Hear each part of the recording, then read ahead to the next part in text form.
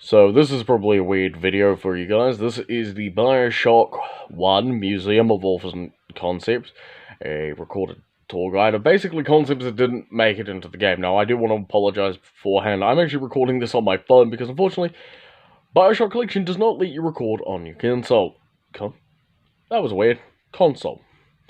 So this museum is a literal treasure trove of all the designs and stuff of things from Bioshock's past.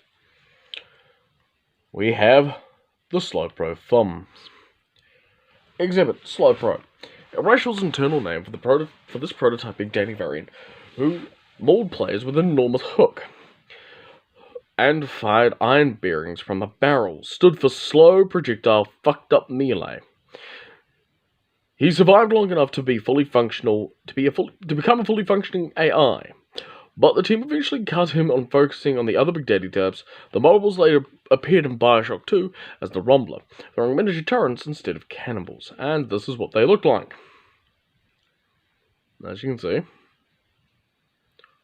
this is what the early Rumble looked like. And this, by the way, is the only Big Daddy type to be retired and brought back. And of course, if we come up here, here's more of the concept art. So there he is up there. There's a close up on the helmet, and there it is again. So this over here is the early concept of the bouncer. Exhibit Early Bouncer. The original model for the bouncer type of Big Daddy featured a flat drill head at the end of each arm. The Big Daddies were envisioned as the builders of Rapture, with weapons modified from tools they would have used in its construction. When the Gatherers were reimagined as little sisters, one of the bouncer's drills was changed to a gloved hand, so the two characters could interact with each other. And there you go. So this guy would have actually had a very different way of functioning. Of course, there you go. There's the front concept up, very early concept up there. A huge shout out, by the way, to Irrational Games, who made this amazingly. And as you can see, it's very different to how the bouncers actually appeared in the game. Yeah. More Big Daddy types, we'll come to them later. I just want to finish up here. Exhibit Thegatherer. It was hard to imagine that this creature, whose job it was to reclaim Adam from corpses around Rapture, was the earliest iteration of the idea behind the Little Sister. Since the Gatherer generated absolutely no sympathy from players, the team experimented with concepts of featuring a number of animals, including the infamous dog in a wheelchair, and later grotesque miniature humanoids. Finally, the concept sketch of a deformed child inspired the Eureka moment responsible for the Little Sisters. And there you go. More of this you can find upon the Bioshock Wiki, and I think on some other websites for it. Exhibit Forest Concept Art. Irrational's artists tried to envision how an underwater city would have actually functioned in this early conceptual artwork of Rapture. One idea imagined a thick forest for the purpose of oxygen exchange, seen here with an observation catwalk running around the edge. The concept of the trees for the oxygen exchange made it into the final game in the Arcadia levels. So, there you go. Alright, so now you will have to ignore the background noise.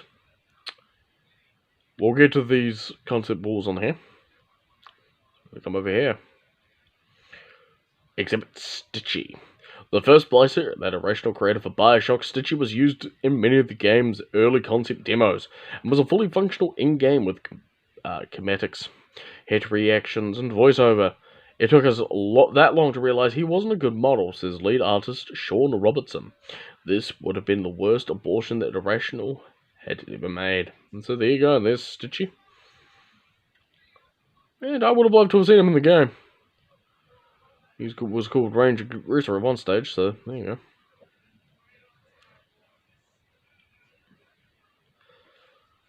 Early Splicer concept art. These are some of the earliest first concept arts to show Bioshock's enemies moving in a more human-like direction.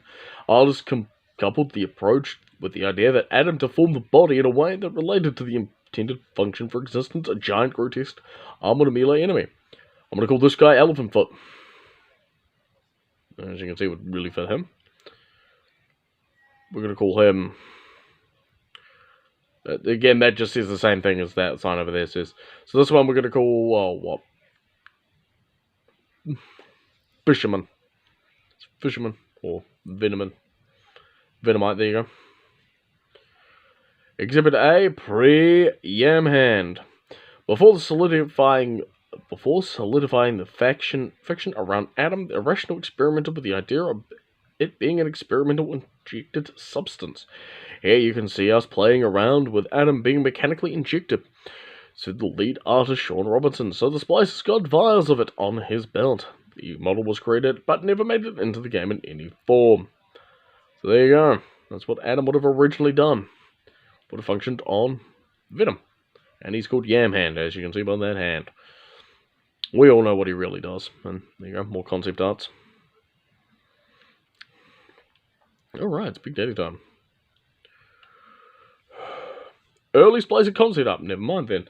Moving from grotesque humans, from grotesque to humans, it was a slow process. While early concepts saw melee enemies grow, monstrous arms, the team had trouble conveying on how something who had spliced become a marksman would appear. So we've got Ranger. Rosy. Early Big Daddy concept art. These are the early concept arts for the Rosy type of Big Daddy, who, like the Bouncer, was envisioned as a construction worker, who had been repurposed as a protector for the Guardians. So there you go. Early Rosy concept arts. Very nice. Again, that just is the same thing. Over here. Exhibit Protector concept art. The Big Daddies, originally called Protectors, were envisioned as dive-suited construction workers, retasked with the defense of atom gatherers. They used construction tools or improvised weapons that looked like they had been found on the sea floor. From left to right, you see the early concept for melee, range, and slow projectiles. We're going to call this one...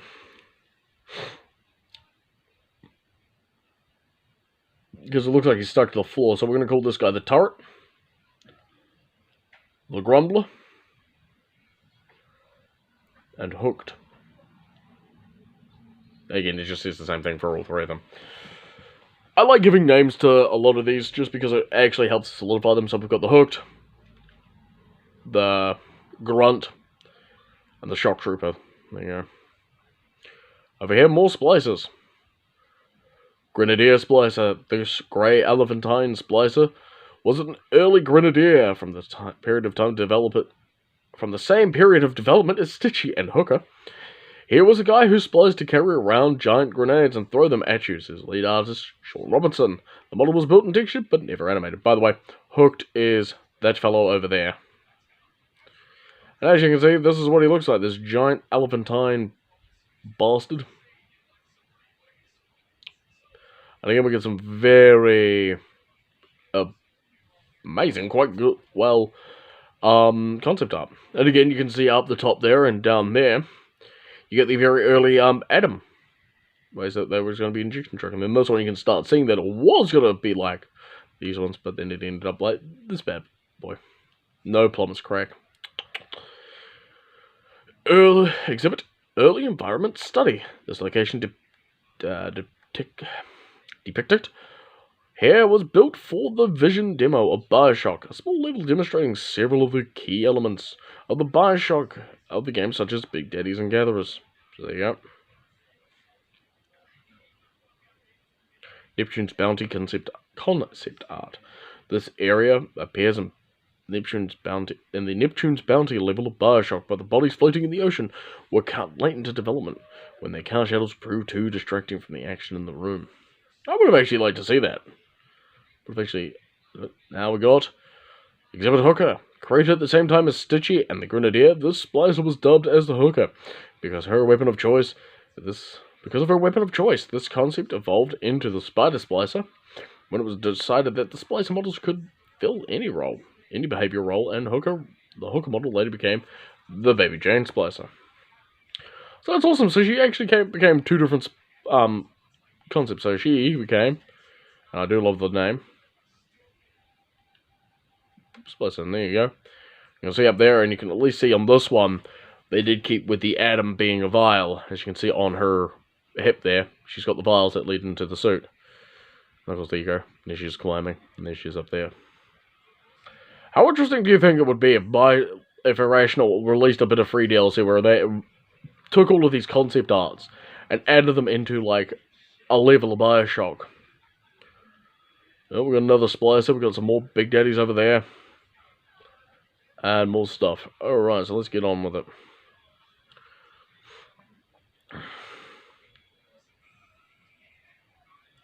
Big Daddy concept art. This is an early concept art depicting a Big Daddy bursting through a wall, which inspired the audio log in the Big Daddy training areas about the rogue Big Daddy. The plan, they encountered him at the end of the level. So there you go.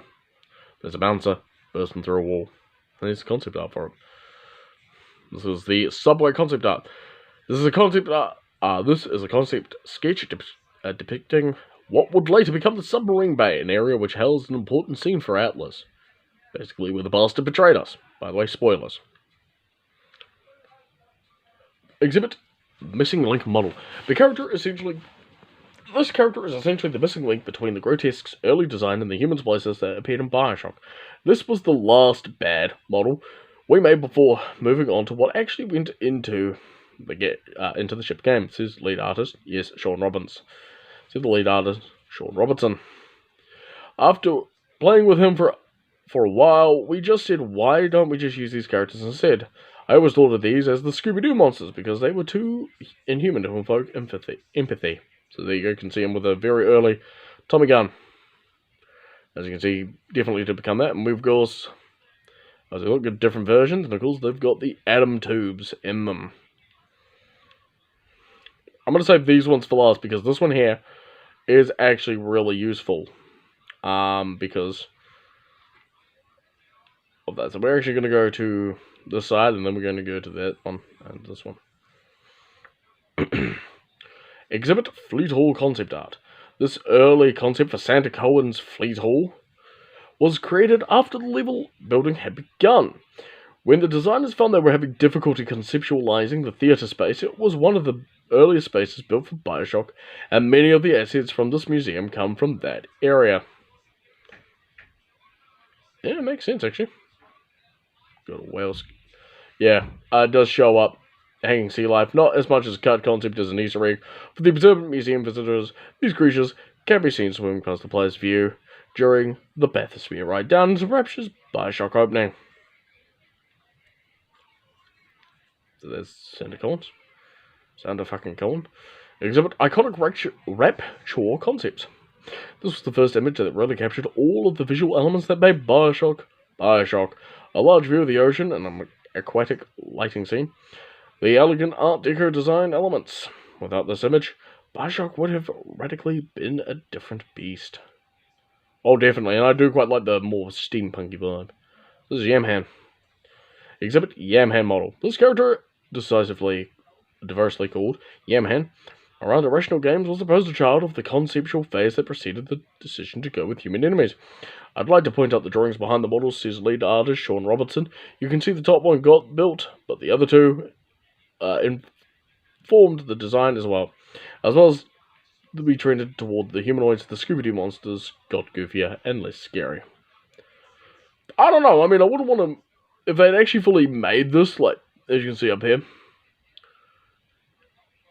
definitely looks like the Elephant Man, like this and the pre-Yam Hand over that way. Bioshock exhibits early concept creature. These were some of the earliest pieces done for Bioshock, back from when Irrational was still working on the SWAT 4. The only concrete ideas at the point were an undersea and a biological experiment, so early concepts were used to focus on these themes. So I'm going to call this the Leviathan and the Behemoth.